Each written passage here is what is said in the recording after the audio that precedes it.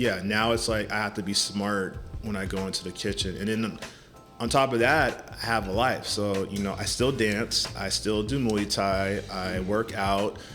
I have a somewhat still social life, but when I'm not doing those things, it's like I'm about my business, because now I'm like, oh, annual tax, state tax, city tax. I'm talking to a CPA now, so all the like leveling up that I have to do, in a sense, because some of my friends are like, I don't see you. And I'm like, yeah, because I'm running a small business.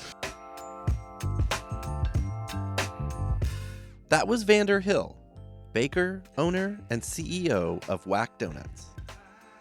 I'm Jeff, and this is Storied San Francisco, a podcast all about the artists, activists, and small businesses that make this city so special. Welcome to this bonus episode on Vandor and Whack Donuts. I first met Vandor back in season 4 in 2022. At that time, his donut operation was mostly a pop-up, and he was in a few spots around town. Fast forward to January, when I visited Vandor at his brick-and-mortar spot in Embarcadero 4. Here's Vandor. Well, we recorded on April Fool's. Take us back to April the 2nd, 2022.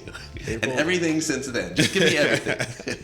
So, since that time, I have a donut shop now down in the Embarcadero, at Embarcadero 4, right in front of the fountain in the Ferry Building. I got into 2 programs through the city. One was the Vacant to Vibrant, where basically they were giving, out of 900 applicants, 17 got in, including me. And they basically worked with landlords in various properties, mostly downtown Embarcadero area, and they hosted your whatever you're doing. So if you're a food business, you got like that, or some type of art inspired thing, you got that. And so how did they work with the the property owners, like, to get the spaces? How did they procure those? It was I can give you the best to my knowledge, but what I know is they send out a call, hey, we're looking, to do this program, who's down? And basically people that bid at that were like, hey, well, we're open to hosting said, program. And so they just kind of matched you. That's the vacant part, right? These people had vacant storefronts and retail and some food. Yeah, because most of the people that don't live in the Bay know, the pandemic definitely brutalized, San Francisco and the Bay. And so a lot of businesses unfortunately shut down during the pandemic. Especially around here. And if you grew up in the city like I did, you know how the Embarcadero, used to be. And even though past 5 is pretty dead, this was like a constant thing. Right. And so I got into that program, and also 17 out of 900. 17 out of 900. And it was very much like a job interview, because I cringe job interviews, because I get to a point where it's like, when they hit you like, hey, thanks for coming in, and when you hear that, you're like, I didn't get it. So it was very much similar to that when they called me back and they said, hey, thanks for applying. And I was in my head, I was like, I guess I didn't get in. They're like, oh no, you made it to round 2. Oh shit. And it was round 2, and then it was. That's where it should be a breakdance contest. Yeah. Like, you're in, dude. Yeah. It's like, can we battle our way in? Totally. But then it was put it on TV. But then there was a Zoom. And then they said, oh, we'll get back to you, and now it's summertime at this point. And then this was 2022 or 3? This is 2023. Okay. So this is last summer. Okay. And I'm applying for a bunch of stuff, because I've been applying for grants. I'm in my commissary kitchen. I'm still popping up, dealing with, trying to survive in the city. Are you still at Rainbow? I remember seeing that. No, so Rainbow, I was at Rainbow for a year. Okay. And then never fully recovered from there was a rainstorm prior. Oh, yeah. And then they had a lot of vendors dial back, and then they were supposed to kind of go back to our original numbers, and it was just I never got that call back. Okay. So I think some things kind of fell through the cracks, but Right. super shout out to Rainbow. They were like I the love first Rainbow. big institution here in the city that sought me out. Oh, shit. That feels really good, right? So, there's no love lost. They message me still. They telling me they're proud of me and what I've accomplished. And, again, it's corny, but it's like, it is the journey. It's not so much the destination. Right. And I've been learning so much these last 3 years. It's crazy. So, they're kind of like a happy, like, friend. Like, your friends are really happy when they want to see you win. And they're like, we just want to see you win, bro. And so they were like, congrats with, the space. And then I had also applied for another city program through an old homegirl from college. She was like, dude, you should apply to this Ujama Kitchen program. It's a $18,500 grant. And they connect you with so many like resources. You're perfect for it. Is that for small business or for food specifically? It's for small food businesses. Small food. Okay, cool. And it was primarily in the Bayview, so a lot of black and brown people of color. And yeah, it was like she told me it was gonna be like Shark Tank a little bit. Oh shit. And shows that I've watched, especially this whole time, I'm like, I'm a huge Gordon Ramsay fan, so Top Chef, Hell's Kitchen, all that. And Shark Tank, because there was an investor that was trying to holler at me, like, I want to say the second year in. Okay. And, not creepy. It was like, these rich dudes, like, up in Burnham, like, here, come to this address. We'll like, bring a sample. And I'm like, what's going on here? Yeah. But no, it was totally legit. Should I hire security for that? Yeah. I'm all like, if you guys don't hear from me in about a week, I don't know. Yeah. But no, so I took that to heart because, anyone that watches Shark Tank, you got to kind of go in there. I had to know my numbers. So I went in there with like, this is what my sales were, blah, blah, blah. You got to have your game. And I didn't even need to do all that. I just went in, I made sure I was on brand. I gave them a 6 dozen and a bunch of donuts half a dozen. So it was like 3 or 4 judges, and they basically just are asking you questions like, tell us your story. The funny part, and I'm patting myself on my shoulder, they didn't talk for the first 2 minutes because they were just busy eating donuts. Eating the donut. And at one point they were like, oh, someone asked him a question, right? And I'm just kind of sitting there like middle school style with my hands, in my lap, like okay, and yeah. Did any of them do the thing I did where I was like, "Wait, these are vegan"? I didn't tell them that until the end. Oh shit! Okay. Yeah. Did I just spoil something? But no, Vandor makes delicious vegan donuts, by the way. Yeah, thank you. I think they told me that was the thing that knocked it out the park. They were just like, and it's funny though, I found out, post graduating from, cause once you get in, it's a 6-month program and you get definitely a spectrum of people with their small businesses. Some are just starting out, some are semi-established, some are like established, but maybe they need the know-how to how to become, like for me right now, I've been working on becoming a city supplier. You're right. So I can get city jobs now. And then they just kind of level you up. They're like, hey, you need your food certification manager's license, or they give you like the basics of like, how to like, make sure your kitchen's clean. So it kind of took you back to school, but it's a lot of like much needed information. They connect you. I mean, like I said, I'm over here. My shop is literally across from the Ferry Building. We got connected through the FoodWise program, so our name is in there. So if I ever want to somehow get into the Ferry Building, that's an option now. Dope. So it's so many dope things. They had guest speakers come, school us on a lot of things, and so I applied for both, and one was like 3 months ahead. And so by the time I got into Vacant to Vibrant, I was also going to this program. So I was maintaining a shop while going to school, because you got to like dedicate 5 days a week to the program. And while going on these field trips, and some I couldn't go to because, I'm running a shop now, or I'm building out my shop. It was like build out. So it was literally like, by the time I graduated the program, it was build out to running the shop. You are the only employee, right? I am the only employee. I'm the baker, CEO, CFO, graphic designer. But I'm starting to get to a place where I could potentially hire someone to help me in the kitchen. Because, at least by the summer, I'll definitely have like at least 2 extra hands. So I hope to have someone working front of house in the shop, and then someone helping me with production in the kitchen. Because my boss even pointed out, and a lot of cats like you and homies are like, wow, man, you're doing this all by yourself. You're going to burn out. And I'm like, yeah.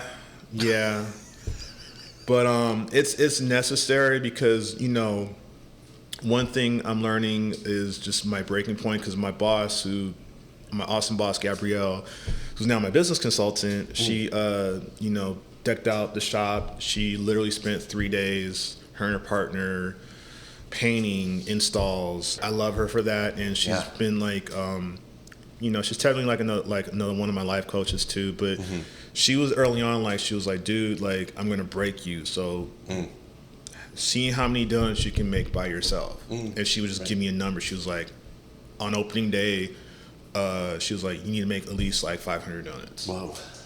Which is at this point nothing to me, but it's just okay. but still it's just the dishes. To a donut eater, that sounds like a lot. But especially in the world of donuts, it's that's kind of a low end number, but because most shops are busting out close to 800 or more donuts a day. But also most shops have hella people. That part. So no, she pushed me. She's still pushing me. She's like, I think the magic number, she wants to see if I'm capable of making 1,500 by myself. Okay. I've peaked so far. In a day? Is it in a day? In one day, okay. Yeah. I think my limit right now in the kitchen is I think I knocked out about 700 by myself. Okay. But are you also limited by the size of your kitchen? So there's so there's a lot of factors, and I expressed this with her recently, because we've been working on my 5-year plan and just what I'm trying to do moving forward. So the kitchen that I'm currently renting, recently the sink setup is kind of not fully working, so janky. I can't wash my dishes like I want it, because I have my big donut pans, and when you get into the food industry, you learn how to use a 3-compartment sink, so you gotta soak, rinse, sanitize. So the more donuts I make, the more dishes I have to go through. So if you see me live, I'm kind of like Dr. Octopus. I'm as I'm making more batter and filling up the wells, I'm taking stuff out of the oven. Right. That's cooling. I'm making glaze, and I'm kind of doing a light wash and soaking and moving, because you got to keep moving. Yeah. So again, and then it's a shared space too. So it's not my own kitchen. So a lot of people are like, oh, you got your own kitchen. I'm like, no, I'm renting a kitchen, and I have to be mindful. So even though I'm the first cat in there, because I'm the early baker guy, right? I start some of my mornings at 1 a.m. Sometimes if I'm lucky, I'll start the night before prepping, and then bake through to the morning. But that's donut life, right? That's the donut life. Yeah. That's just the baking life in general. And baking, right. So I'm making it work, but definitely if I had an extra body in there, it would streamline a lot of things, because now it's I have to be smart when I go into the kitchen. And then on top of that, I have a life. So, I still dance. I still do Muay Thai. I work out. I have a somewhat still social life, but when I'm not doing those things, it's I'm about my business, because now I'm annual tax, state tax, city tax. I'm talking to a CPA now, so all the leveling up that I have to do, in a sense, because some of my friends are like, I don't see you. And I'm like, yeah, because I'm running a small business in San Francisco on top of that. Yeah. So, there's some things I'm working out. But like I said, if I can get an extra body in there, I think that'll definitely take the pressure off a little bit. But And you're working toward that happening first half of this year. Yeah, I'm hoping. At least one. Yeah, at least to have at least one body a little bit before summer, and then by summer, I'm bringing a lot of my life experiences into this. So like same thing, how I come up with a lot of the flavors. It's like I went to school in the Mission, so I have a horchata donut. Yes. And so I worked at the Exploratorium, which is probably the best job I ever had. Okay. From high school until like early college when I was going to the Art Institute. That's now nothing. Right. But that's a whole podcast. I have the cool thing I liked about the Exploratorium was you start off as a high school explainer, and that's basically you're a floor docent with the knowledge of someone that knows their stuff. Yeah. And I love science, and so I want to kind of replicate something like that by having interns here.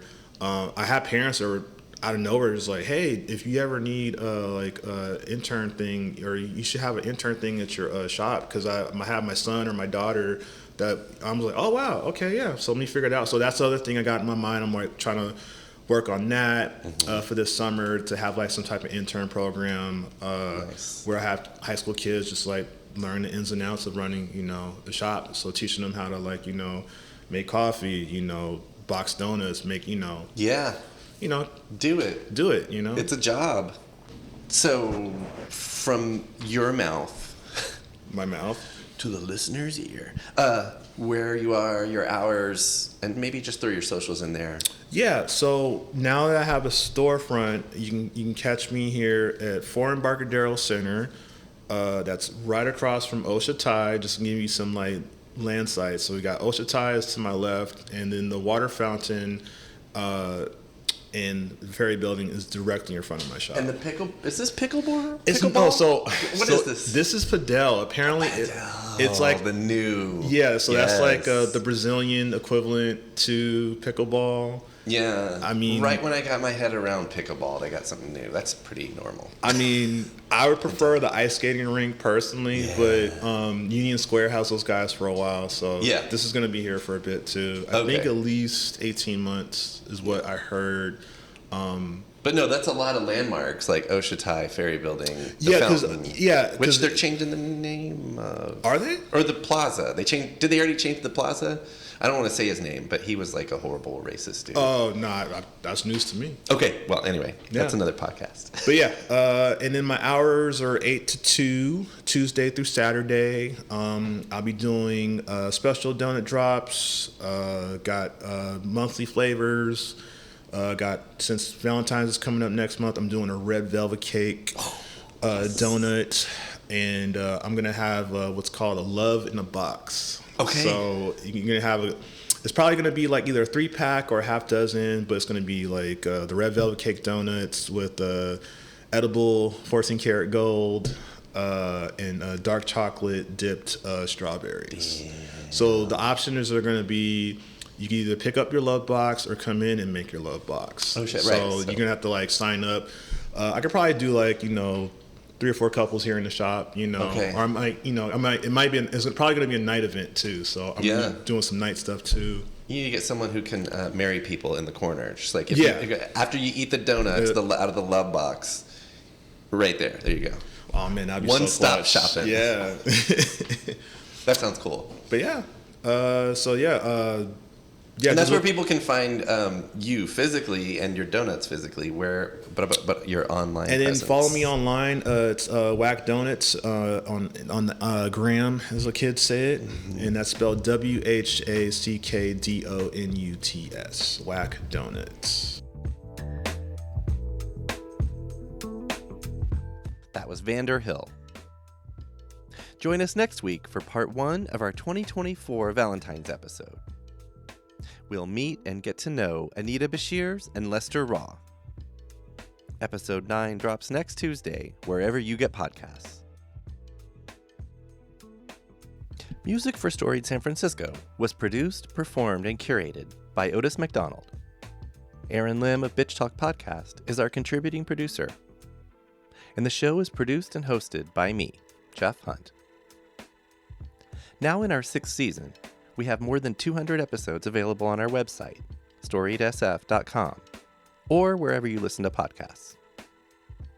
If you're able to, please rate and review the show, and drop us a line at storiedsf@gmail.com. Thanks for listening. Keep rejecting those silly doom loop narratives about our city. Stay wacky, weird, healthy, and creative. And we'll see you next time on Storied San Francisco.